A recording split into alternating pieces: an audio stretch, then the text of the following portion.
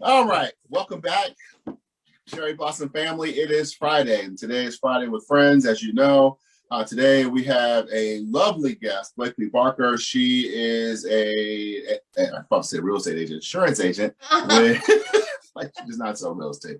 She's insurance with Wright Gardner Insurance. Wright Gardner has been in business for a better part of 80 years, and Over 100.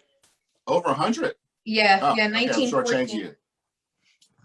All right, maybe they've been in that office for 80 years, huh? Yeah, it's been a long time. It's been a long time.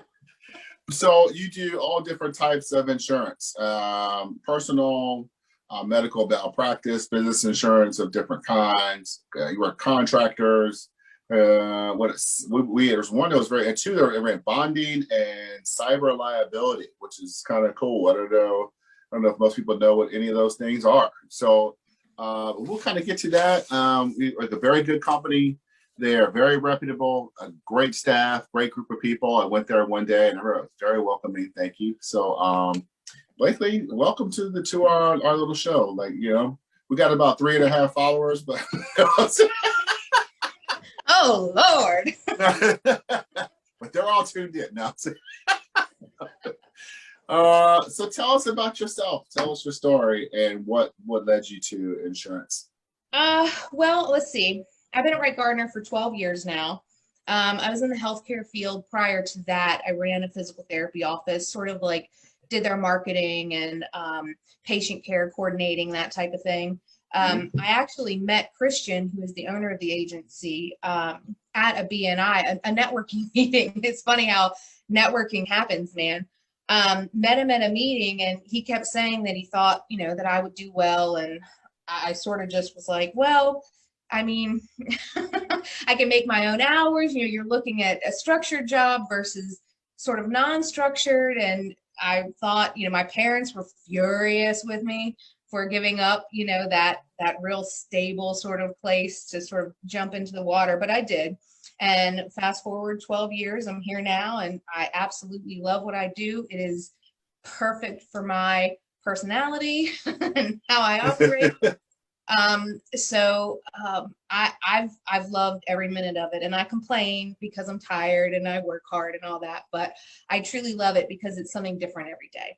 I don't come into the same thing. There are different questions, different policies, it's different every day. So it sort of keeps the day fresh and it keeps it moving. I feel like my time goes by really fast.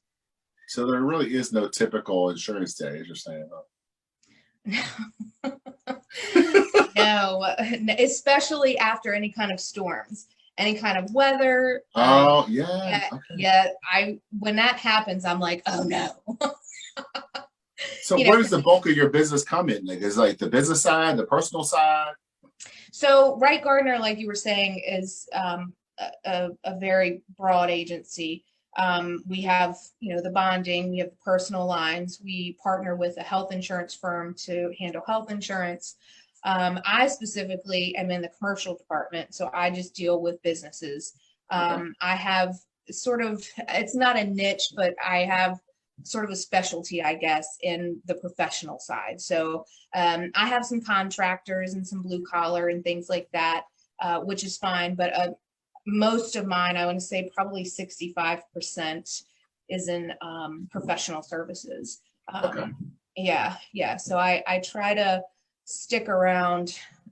I can do some auto centers and things like that, but I try not to go too far out of my comfort zone, because I'm one of those people that if there's a question asked, I'm not going to answer unless I know the answer is correct. And insurance is so broad that you can't be a specialist in everything. You just can't. It's impossible. So we each sort of have our thing. And in our office, we each have our own thing in our office. I do something, Christian does something else, Chris Ware does something. So it works out for sure.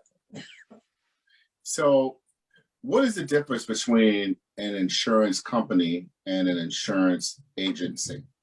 Those two different things, from what my understanding is. Just for those who don't know. Yes. Okay. Big difference. And we sort of have this like laughing joke. You see those commercials about 1-800 call me and we'll save you 15%. Yes. And those commercials are strictly on the personal side. You know, if you want to be your own insurance agent, go right ahead. Be my guest. I don't suggest it, but if you want to, do that. But on the business side of things, this is not the way insurance works. So we are a brokerage firm. And what that means is we have a bunch of different carriers that we work with. Hartford, Selective, Travelers, Chubb, just CNA, just to name a few. And what we do is we bring the client in and I will assess their business and what they do. And then we also are very close with our carriers. So I know what carriers have appetites for what businesses. And I know general, premium sort of stuff too. So when you come into us, we're going to market you out to a whole bunch of different carriers, where if you go to, let's say, a State Farm agent or a nationwide agent, they strictly have, Erie's a big one. They strictly use Erie. They don't go outside of the Erie box, right? So when you go to those agents, those are agents that are specific to a handful of carriers, where if you go to a broker, we have a bunch of carriers. And the way I sort of like to explain it is we get a lot of calls, and I turn down quite a bit of business because I need that business relationship. I need to trust you. You need to trust me. I want to be a business partner rather than just someone who you get a renewal from every year or something like that. So for us, the term that I use is like horse and jockey. You want to make sure that, you've got a steady horse, which is your carrier, and then you can put whatever jockey you want on that carrier. So it's all about finding the agent that works best with you and your business, or you and your family, someone that you have their number, that you're not going to call an 800 number. You're going to call someone and get an answer. And that's sort of the direction that we go. And that's what we do, about agency versus agent, if you will. Okay. Yeah. I mean, we're agents, but we're within a brokerage firm. And are you always taking on new carriers or like shop to add to your offerings?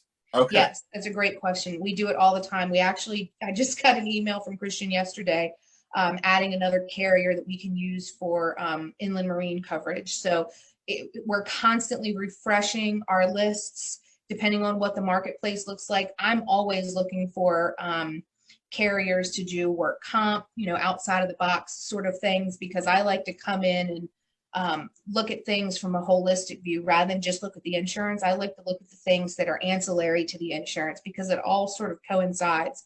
So I like carriers that I can piece things together with.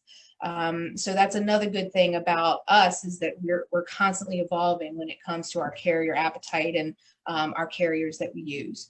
And we have 50 plus at least at this point, if not more. Wow. That's pretty impressive. That like about an average number, or like, is that in the scale of insurance agents? Is that like kind of like conservative end, or is like you're really aggressive by having these things? No, although we are a local agency to Western Maryland, we have a national footprint because we have the national carriers. So your Chubbs, your Travelers, they're national carriers. So for example, I just had a client a couple weeks ago who is, they're getting bigger, like very fast, and they needed a location in Nevada. And thank goodness the carrier we had, wrote in Nevada. So therefore my client was taken care of. So it can get a little confusing, but I think having the broad access that we have, being a more regional person, like we can still handle national things, if that makes sense. For us, if we're talking like a big construction, for example, if something like that were to happen, where it would be, into the millions instead of, million, we're talking millions, hundreds of millions. As an agency, we could handle that too. We would just need to hire additional people. We just need to hire additional people. Yeah, because our processes are pretty good, and we can absolutely handle anything from small business to really large business.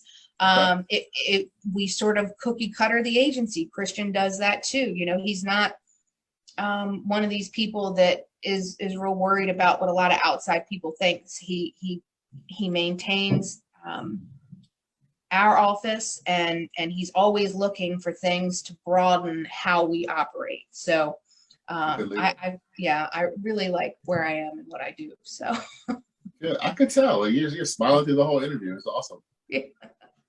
So, question: what is, let's say, other than say fraud, what is the one thing that get people hot water by insurance standards?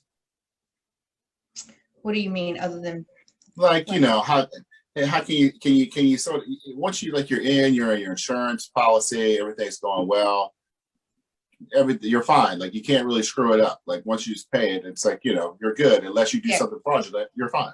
right. Okay. Yeah, really, that's a big deal too. You always have to tell the truth about what you're doing to your insurance person. And I'm going to give you an example. If you have a personal policy, let's say I'm going to use Mary Kay as an example. Let's say that I'm a Mary Kay agent, and I have my car, and I have stickers on it. I have stickers on the door that says, "Hey, it's Blakely Barker with Mary Kay. Here's my number," on both sides. And I run that car because I do business events. And so, well, if I get into an accident and I'm doing something for the business, your personal policy specifically excludes business operations. So I think a lot of people don't realize or don't know that there will be no, like, they sort of tell a little white lie, like, "Are you using this for business purposes?" Nope, nope, I'm sure not. And then an accident happens and an adjuster comes out and sees that your car's wrapped. Like, Right. it could Okay. really cause a problem. Yeah. So Like, I you're know pulling the everyone. catering van. Yes. Like, I was just having a cookout, you know. I know. Yeah, yeah. It was my family. I swear. Now, yes. Will you get away with it then? Probably. But my suggestion is to definitely not do that. But that's an example of another way that can sort of get you in trouble, and people just don't realize it. And the way I tell people, I said, if you're going to take your premium, let's say it's, $100 a month, you might as well take that 100 and just throw it out the front door, because it's not going to anything. If you get in an accident, there's going to be no applicable coverage, right? So Right. yeah, you have it on paper, but you're throwing your $100 right out the door to your neighbor or whoever wants to pick it up in the wind. Because you're not getting any coverage. You know, you're not getting the coverage that you think you're paying for, basically. Correct. Yes. Yes. Yes. Okay. Yeah. That's all right. I'm glad I asked that question. So, fun fact: we as Cherry Blossom, we use Right Gardner. Blakely has been taking care of us for several years. You and your team. Mhm. When did your company started working with, like, hemp and cannabis businesses? Like, what was the turning point? Oh, one of my favorite questions. So Kayla is my account manager. She and I are a team when it comes She's to the awesome. canna industry. Yeah, Kayla, we're friends outside of the office, so we really just do well together. So anyway, Kayla and I want to say back in 2017, went to Christian, and I was under the impression that, this was sort of like a swinging door, and that it's always best to get in while the door's cracked, rather than when it's wide open, because by the time it's wide open, it's going to be, the market's flooded. Right. So yeah, my objective was to get into the market. Yeah. Yeah. That's exactly right. My objective was to get in as the door was swinging open so that we could be involved in the groundwork of what was happening. So I want to say 2018 was when we really went live with it and started marketing. Kayla and I are both advocates of hemp, marijuana, CBD, the whole thing. So us having that background knowledge of the industry came in very handy, because there's a lot of terminology that even other people in our office was like, I don't know what this means. And, Kayla and I are like, give it to us. It's fine, because we know what it means. So want to say 2018 we started, and then have just progressed up until now. And we we try to do as much as we can to stay ahead of the changes and things that are happening with the law, because the number one thing that we ran into in the beginning that we had trouble with was the banking industry. In order to have an insurance policy, you have to be able to pay for it.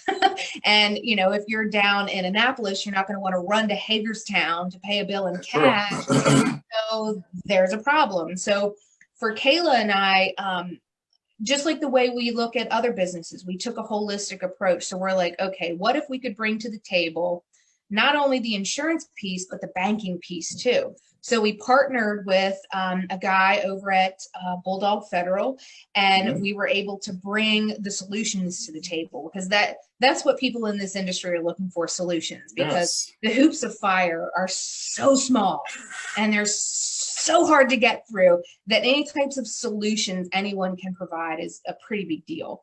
And that's where we started. And then from there, it just sort of took off, and we do as much as we can. We absolutely love it. I will tell you that the insurance is, as you know, the insurance for the industry is very hard. It's time consuming in the applications. It's time consuming in the back and forth, and it's quite costly. And I think that, as I said before, once that door swings all the way open and we get some of these bigger carriers to look into this, once the federal government decides what the hell they're going to do, we're going to see this sort of bottom out. Like, it's sort of like cyber when it first started. It was really expensive, and then it came down, and now we're going back up again, but it's the same trend. Plasma TVs. Yes. CD, the little Walkman, the CD player. Yes. Those things. Oh my gosh. What are they like $300 or something? And now you get it for like $25. Yeah. I know. Crazy. It's crazy. So same concept. So what do you see, other than what you just said, what do you see as like the future of like Canada insurance? Like, what should we expect to see?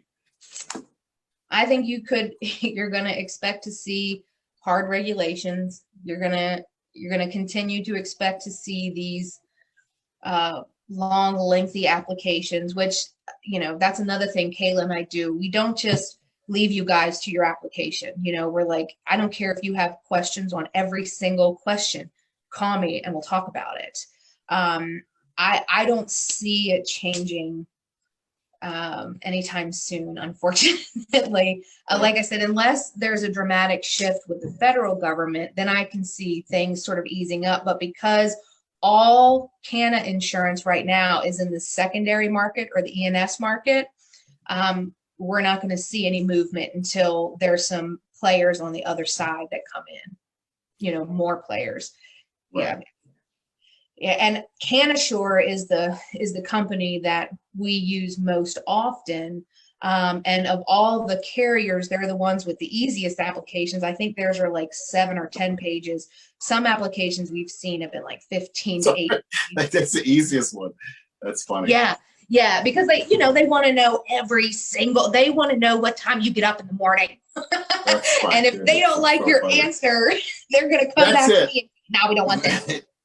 I'm going to be like, but they didn't understand the question. So how many carriers are we looking at right now that work with our industry? Like other than CanAssure? Yeah, so we're direct with CanAssure. So that's one of our carriers. So we can go right from us to CanAssure. And they're the big daddy right now. Yes. Yeah. Okay. They're California. Some of the bigger daddies we get through a broker. So just like we're a broker, we have brokers on the Lloyd's of London E&S side.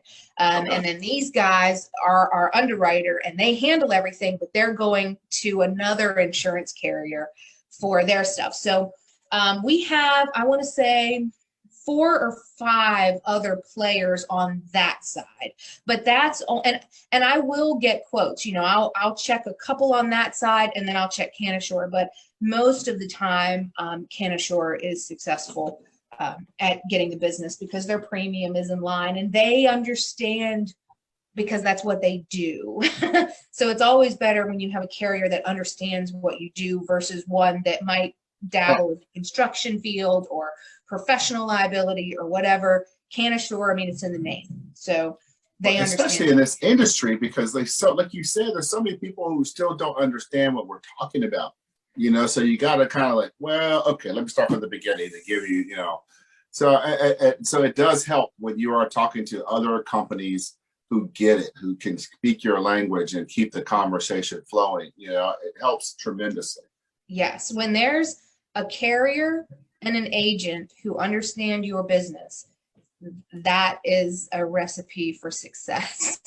Okay. There's, yeah, Kayla and I have noticed, being as long as, we've been in this, that there have been agents that have jumped in and, try to act all cool and everything. But when there's no knowledge behind any of that, they lose out pretty fast. We ran into a situation that exact thing happened. And the agent did not understand the language, did not understand, what exactly they were talking about. Thought he did, but didn't, and just messed the whole thing up. And Kayla and I came in. It took us, I don't know, 3 months maybe to fix everything. Like, wow. Sometimes when mistakes happen, if you don't have someone to come in and help, it could be costly, big time, because sure. That other agent's not going to go to the carrier and be like, oh, this was all me, I did it wrong, blah, blah, blah. They're going to be like, oh, no, the client didn't say. They didn't tell me. Right. And then, when you get a bill for $50,000 because you were classed wrong, what are you going to do? It's going to go on your collections, like you're in trouble. Right. So Kayla and I try to come in, and help in situations like that too. That's happened at least twice. This is why you stay in touch with your insurance agent for those types of reasons. So I got like 2 more questions, and I'll let you get on with your Friday. I know you're busy today. It is, it's an end of the week. People are trying to get on vacation, and they're trying to get all this stuff done last minute. I'm sure you're seeing that yourself. So. Oh yeah, man, we're leaving for Florida on Sunday. Oh, good for you. I know it's gonna be nice and hot down there. Oh man, it's gonna be good. So, what is like the pinnacle of achievement for the insurance agency? Is it like an award or something that's given out, and like you top agent, top seller, top Well, here's the thing. In a lot of insurance agencies do things like that, where there's extra incentives and things to get agents to really boost their sales. But here's the problem with that. When you put a lot of that in place, you put extra pressure on people, especially the ones that might neglect their ethics, if you will, to make it to that point, right? So that's another thing about Christian. We have goals, yes. I mean, we all have to earn. We all have to earn a living. We have goals. But Christian, since I have been there, has never stood behind me and has been like, what are you doing? And why aren't you doing this? And blah, blah, blah. He knows that in order to sell service, you have to perform the service. And he understands that a lot of my job and his job, quite honestly, and our other coworker, Chris Ware, is handling clients, right? So I can't come in and help on every claim, or come in and assist because there's a billing problem and have all these weighted things behind me. So it's actually something that I go in and tell people, that I pick and choose what I do. I don't have someone behind me pushing me to do something. I achieve based on how I support my clients, and then my clients telling their friends how they're supported. That's how I achieve. So it's a great question. And a lot of companies, especially the bigger carriers, they have internal stuff where, oh, it's this award for outstanding achievement. But we don't sort of operate like that. We're smaller, and we give kudos to each other all the time. You're not going to see it outwardly, but there's an inward battle that happens all the time. So if I'm doing better, I'm like, and if Christian's doing better, say something in front of the company and tell everyone that he's doing better than me. So it's not really recognition, but it is, it's we have that working relationship back and forth where we sort of drive each other. We don't really have any other things pushing us to have to make ethical decisions, if that makes sense, because there's a lot of agents, especially the younger ones coming in, who aren't taking the time. I'm running into it a lot actually over the past year, where, for example, if the class is painting, they're using painting and that class is $2 per 100. But actually these people are caulkers and water sealers, which is a whole nother class, which might be right. $7, right? The younger agents are coming in and writing these guys as painters, instead of doing what they're supposed to do to get the business, because clearly their quote's going to be cheaper than mine because mine's correct. Right. So we run into this all the time too. And see, I don't have that pressure. I've never had that pressure behind me ever to ever even dabble into that world. I don't even know what that means to do something like that. I wouldn't be able to sleep at night. So, and I think a lot of it is driven because Christian, he's not a micromanager. He expects you to come in, be the best agent that you can be, do what you need to do for your clients, and go home. It's pretty simple. It's a great concept. You got a good space over there. You got a good situation. Yeah, we really do. I mean, and we're on the smaller side as far as agency goes, but we're very close. So that makes it very easy when there is an issue or a problem. I can pick up the phone and call the president of the agency. I can pick up the phone and call the claims manager about a claim. We're a tight-knit group, and we are I think we're the best customer service agency around. I have not found one agent that does specifically what I do with malpractice. So I know we're good. and I don't doubt it. And that's why I turn business away, because we are good, but we have to have that sort of equality. Like, we want to be a business partner. I don't just want to be your insurance agent. I want to know, just like with you and Larry, I want to know everything. I think the first thing I said to you was, I want on your train.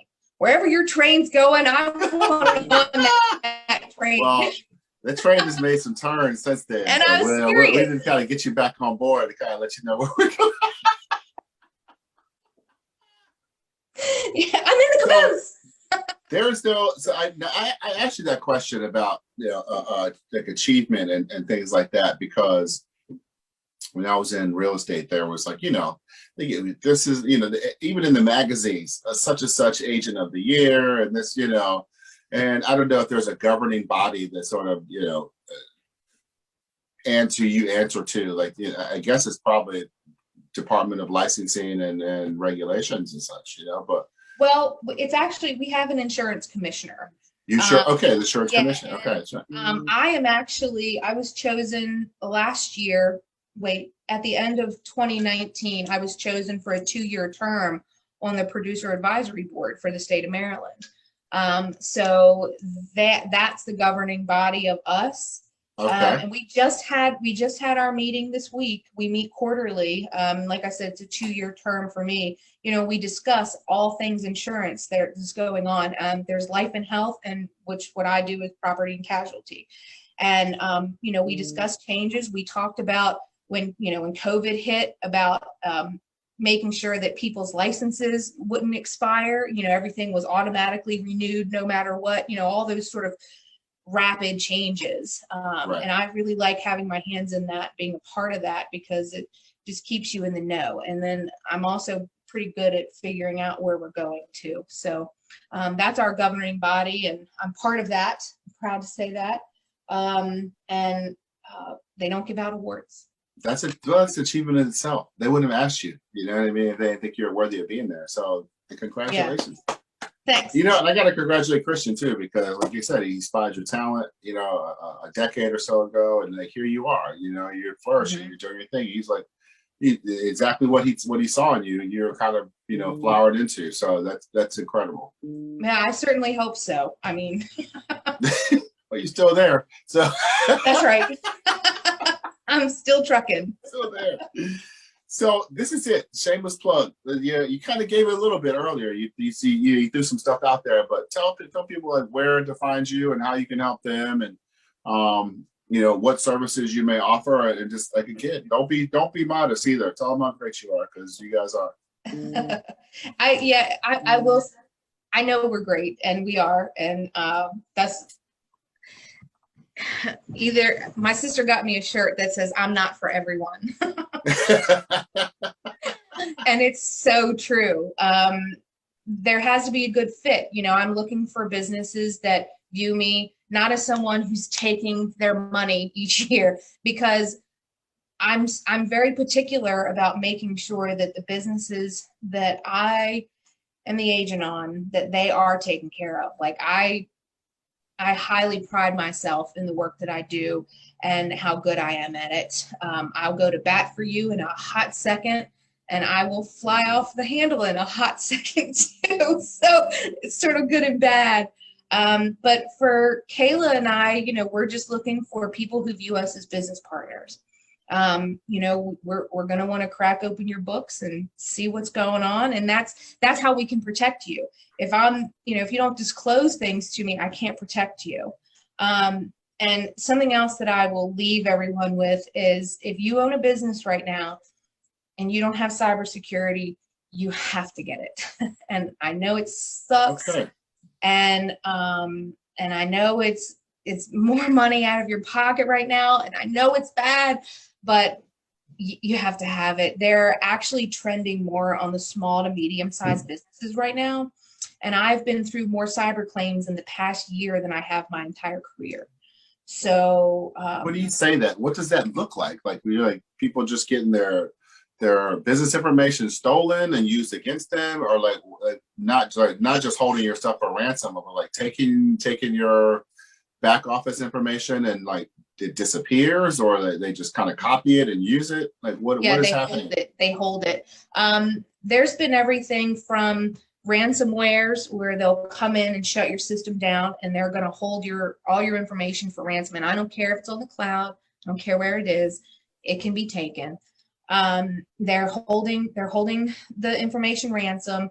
I've been through 2 claims where an email has come in to an office manager saying, "Hey, can you change my direct deposit for me? Please and thanks," from that email address. Office manager goes in, no problem, changes the banking information. 2 weeks later, employees call and are like, "Hey, where's our paycheck? What's going on?" Come to find out, someone had gotten into that email. You see how it happens? So all that money for the paychecks went into these fraudulent accounts. That is cyber too. And they made it look like it was like an intercompany email? Yes. Oh, wow. Yeah, the emails are highly informational. They have tons of your information. They will copy your taglines. They'll copy the signature part of your email. A good way to tell if it's truly from that person is to hit a reply. And when you hit reply, you look to see where it's mailing it to. So if it's not coming, it looks like it's coming from B. Barker at Wright Gardner, but when you click reply, it says blah, blah, blah, domain at blah, blah, blah.com, okay. Right? That's a pretty good indication. But we received one actually this week. Phishing emails are how these places are getting it. It's through the phishing emails. And we actually got one this week that looked like a fax coming from one of our clients. And they even had a fax cover sheet from wow. It looked and I got it and Kayla got it because it was our client that was hacked. It was one of our clients. And I was looking at it and I'm like, I'm not opening this. This just does not look right. But it did, but it didn't. So I emailed our IT person, Laura, and was like, "Hey, take a look at this. I don't think it's real." Kayla sent the same thing. And it was, if we had opened that attachment, something would have happened to our system. So wow. It's getting through our firewalls and all kinds of stuff. So, especially the businesses that have employees that are remote working, cyber is a huge issue, and I hate to be the one to tell you to spend the money, but I have to, because cyber is getting increasingly bad. I mean, it's unbelievable what's happening right now. See, even nonviolent crime is on the rise. See what I'm saying? Oh my gosh, it's that, CNA, the insurance company, got hacked. The insurance company that writes cyber insurance. That's crazy. I used to work for them, and my mom worked for them for God knows how long. So they're a pretty big company. Yeah. Yeah, they just got hit, and that's why I had one client write in and was like, how are they going to protect me when they can't protect themselves? And I'm like, well, it's two different things, sort of, but that just goes to show you that anyone, I mean, the pipeline was hacked, guys. Right. And small and medium businesses are like picking small fruit from a tree. There's really, I mean, think of like the Targets. They have, their building, and then they have their dogs, and then they have their moat, and then they have their wall, and then they have their castle. Well, that's Target. When you have John's barbershop down the road, it's John's barbershop and maybe a dog. Right. See? Right. But there's so many of those as opposed to the big boys, So yeah. But the penalty is the same for John as it is for Target. Wow. Well, if you take nothing from this interview today, it's probably about 3 different things. Get some cybersecurity. Don't have an unseasoned insurance agent, right? Get yourself somebody with some seasoning. A little bit of don't lie to them, so you're not paying for insurance for nothing. So those are the 3 takeaways from this today. Yeah. Blakely, thank you. You've been awesome today. I think you gave the audience some really, really good information.